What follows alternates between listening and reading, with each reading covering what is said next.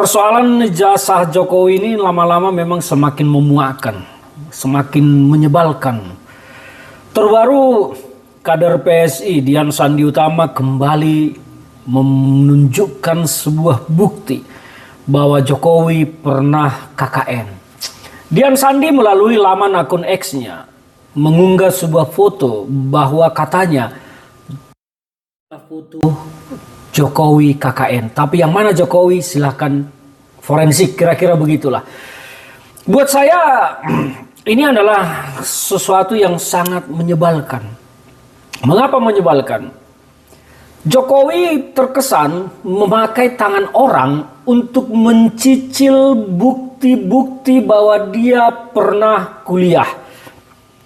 Jokowi mencicil satu persatu bukti-bukti bahwa dia pernah masuk di UGM, kuliah di UGM, bahkan KKN di UGM, di sebuah desa. Tetapi semua itu bukanlah bukti bahwa Jokowi punya ijazah asli.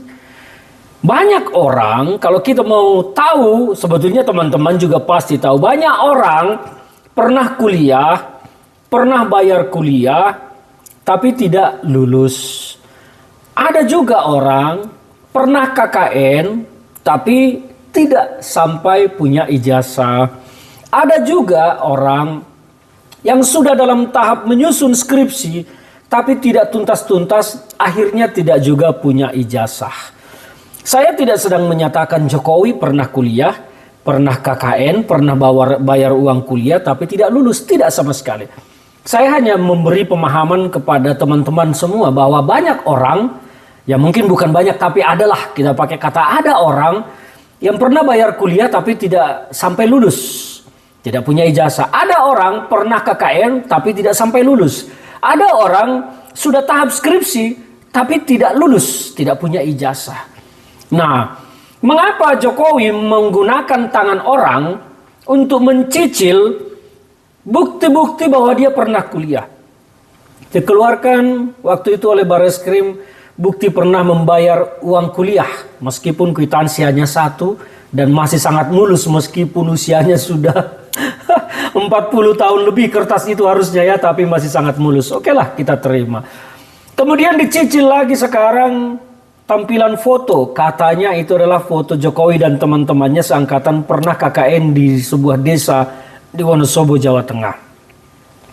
Tapi apakah itu semua membuktikan bahwa Jokowi punya ijazah? Kan tidak.